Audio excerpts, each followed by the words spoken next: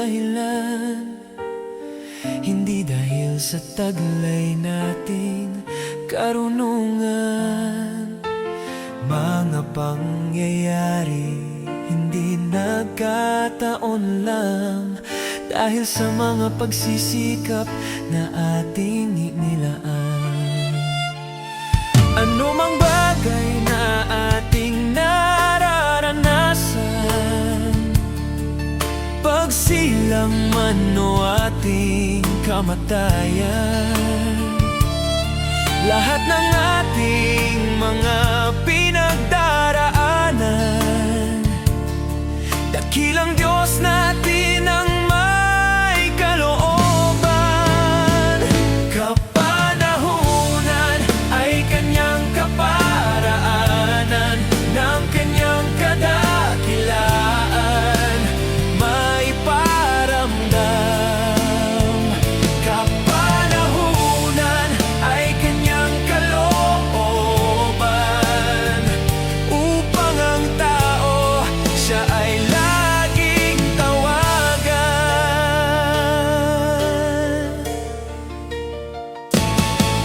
Kalungkutan ay hindi dala ng kamalasan, kasiyahan ay hindi dala ng swerte lang.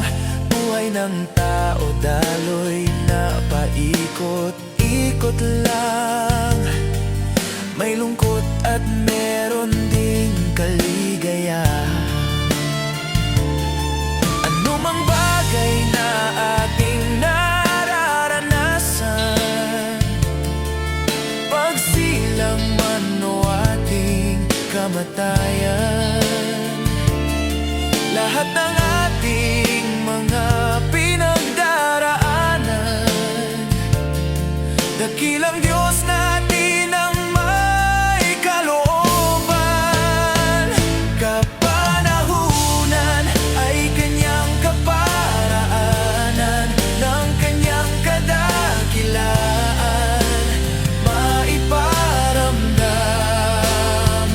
Kapanahunan ay Kanyang kalooban, upang ang tao siya ay laging sandalan. Anumang sikap at oras ang ating ilaan sa mga bagay na nais nating makamtan, tagumpay man o ito'y naging kabiguan, Diyos natin pasalamatan at papurihan.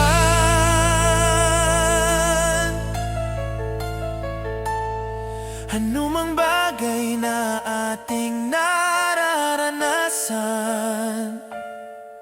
pagsilang man o ating kamatayan, lahat ng ating mga pinagdaraanan, dakilang Diyos na